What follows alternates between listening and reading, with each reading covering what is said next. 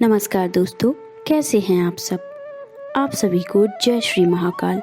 आज हम लेकर आए हैं आप सभी के लिए महाशिवरात्रि का महत्व एवं उसकी कथा। गुरु ब्रह्मा गुरु विष्णु गुरु देवो महेश्वरा गुरु साक्षात परब्रह्म तस्मै श्री गुरुवे नमः। महाशिवरात्रि भारतीयों का एक प्रमुख त्योहार है। यह भगवान शिव का प्रमुख पर्व है। फाल्गुन कृष्ण चतुर्दशी को महाशिवरात्रि पर्व मनाया जाता है। माना जाता है कि सृष्टि का आरंभ इसी दिन हुआ। पौराणिक कथाओं के अनुसार इस दिन सृष्टि का आरंभ अग्निलिंग, जो महादेव जी का विशाल स्वरूप है, से हुआ। इसी दिन भगवान शिव का विवाह देवी पार्वती जी के साथ हुआ था। साल में होने वाली 12 शिवरात्रियों में से महाशिवरात्रि को सबसे महत्वपूर्ण माना जाता है। भारत सहित पूरी दुनिया में महाशिवरात्रि का पर्व बहुत ही हर्षोल्लास के साथ मनाया जाता है। कश्मीर शैव मत में इस त्योहार को हर रात्रि और बोलचाल में हैरात या हैरत भी कहा जाता है। महाशिवरात्रि का पर्व पंचांग के अनुसार 1 मार्च 2022 को फाल्गुन मास की कृष्ण पक्ष की चतुर्थी तिथि को मनाया जाएगा। इस दिन भगवान शिव के साथ साथ शिव परिवार की भी पूजा की जाती है। इस दिन विधि पूर्वक भगवान शिव की पूजा करने से सभी प्रकार की मनोकामनाएं पूर्ण होती हैं। इस दिन महाशिवरात्रि की व्रत का भी विशेष पुण्य फल माना गया है। महाशिवरात्रि के विषय में भिन्न भिन्न मत हैं। कुछ विद्वानों का मानना है कि आज ही के दिन शिव जी और माता पार्वती जी विवाह सूत्र में बंधे थे, जबकि अन्य कुछ विद्वान ऐसा मानते हैं कि इसी दिन शिव जी ने कालकूट नामक विष पिया था, जो सागर मंथन से समुद्र से निकला था। ज्ञात है कि यह समुद्र मंथन देवताओं और असुरों ने अमृत प्राप्ति के लिए किया था। एक शिकारी की कथा भी इस त्योहार के साथ जुड़ी हुई है कि कैसे उसके अनजाने में की गई पूजा से प्रसन्न होकर भगवान शिव ने उस पर अपनी असीम कृपा की थी। यह कथा पौराणिक शिव पुराण में संकलित है।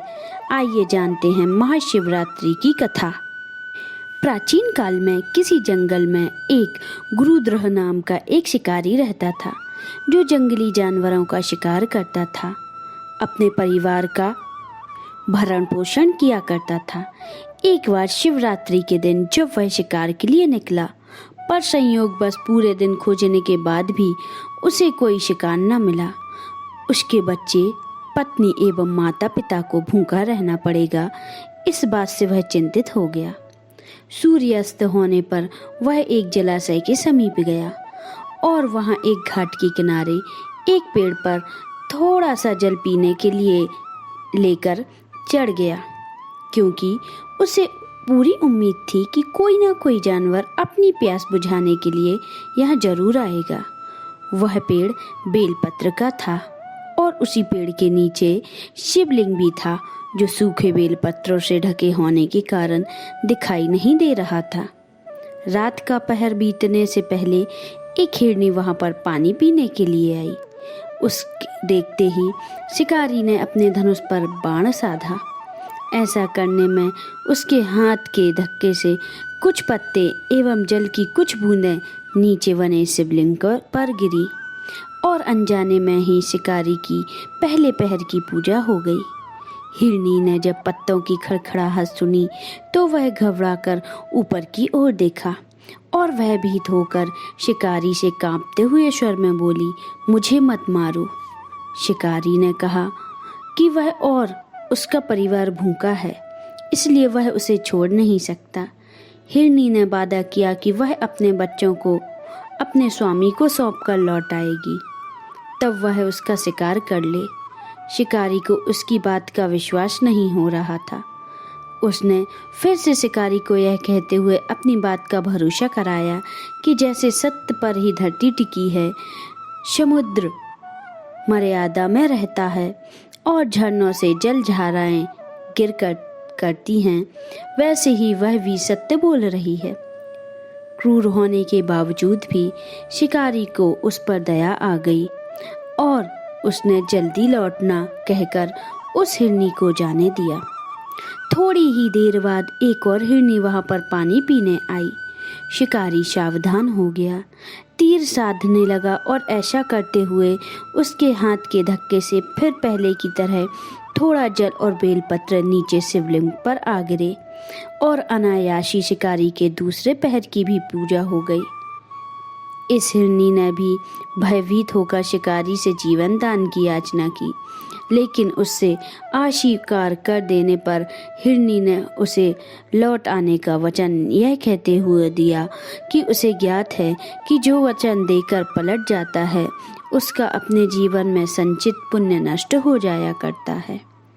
उस शिकारी ने पहले की तरह इस हिरनी के वचन का भी भरोसा कर उसे जाने दिया। अब तो वह इसी चिंता से व्याकुल हो रहा था कि उनमें से शायद ही कोई हिरनी लौट के आए और अब उसके परिवार का क्या होगा। इतने में ही उसने जल की ओर आते हुए एक हिरण को देखा। उसे देखकर शिकारी बड़ा प्रसन्न हुआ।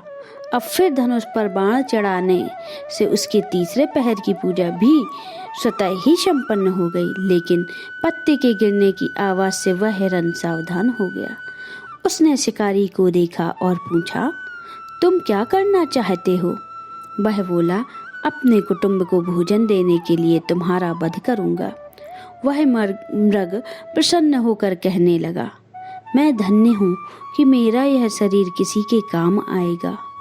परोपकार से मेरा जीवन सफल हो जाएगा, पर कृपया कर अभी मुझे जाने दो ताकि मैं अपने बच्चों को उसकी माता के हाथों में सौंपकर और उसको धीरज बांधकर यहाँ से लौट आऊं।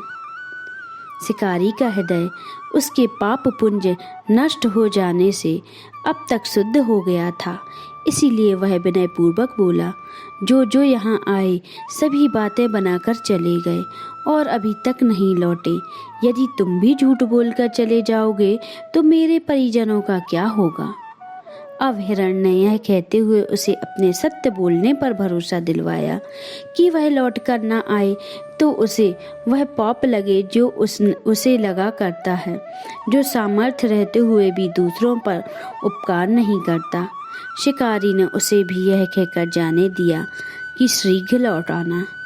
रात्रि का अंतिम प्रहर शुरू होते ही उस शिकारी ने के हर्ष की सीमा न थी, क्योंकि उसने सब हिरण हिरनियों को अपने बच्चे सहित एक साथ आते देख लिया था। उन्हें देखते ही उसने अपने धनुष पर बाण रखा और पहले की ही तरह उसके चौथे प्रहर की भी शिव पूजा संपन्न हो गई। अब उस शिकारी ने शिव की कृपा से सभी पाप भस्म हो गए, इसलिए वह सोचने लगा, ओह ये पशु धन्य हैं जो ज्ञानहीन होकर भी अपने शरीर को परोपकार करना चाहते हैं। लेकिन धिक्कार है मेरे जीवन को कि मैं अनेक प्रकार के कुकर्मों से अपने परिवार का पालन करता रहा। अब उसने बाण रोक लिया तथा मृगों से कहा कि वे सब धन्य हैं तथा उन्हें वापस जाने दिया। उसके ऐसा करने पर भगवान शंकर ने प्रसन्न होकर तत्काल उसे अपने दिव्य स्वरूप का दर्शन कराया तथा उसे सुख समृद्धि का वरदान देकर गुह नाम प्रदान किया। मित्रों, यही वह गुह था जिसके साथ भगवान श्री राम की मित्रता की थी। शिव जी भी जटाओं में गंगा जी को धारण करने वाले, सिर पर चंद्रमा को सजाने वाले, मस्तक पर त्रिपुंड तथा तीसरे नेत्र वाले, कंठ में कालपाश, नागराज तथा रुद्र छमाला को सुशोभित, हाथों में डमरू और त्रिशूल है, जिनके और भक्तगण बड़ी श्रद्धा से जिन्हें शिव शंकर, भोलेनाथ, महादेव, भगवान आशुतोष, उमापति, गौरी शंकर, सोमेश्वर, महाकाल, ओमकारेश्वर, बैद्यनाथ, नीलकंठ, त्रिपुरारी, सदाशिव तथा अन्य सहस्त्र नामों से संबोधित कर उनकी पूजा अर्चना किया करते हैं। ऐसे भगवान शिव एवं शिवा हम सबके चिंतन को सदा सदैव सकारात्मक बनाएं एवं सबकी मनोकामनाएं पूरी करें। बोलिए सदाशिव भगवान महादेव की जय। बाबा महाकाल की जय। कथा समाप्त। तो बताइए दोस्तों, कैसी लगी आज की हमारी ये कथा आपको हमारी कथाएं पसंद तो आ रही है ना? तो जल्दी से हमारे चैनल को सब्सक्राइब कर लें अगर आपने सब्सक्राइब नहीं किया है, और बेल आइकन को प्रेस करें जिससे हमारे आने वाले वीडियो आपको जल्दी जल्दी मिलते जाएं। और हमें कमेंट करके जरूर बताएं कि आपको हमारी कथाएं कैसी लग रही हैं, जिससे हम आगे भी आपके लिए नई नई कथाएं लेके आ सकें। नमस्कार।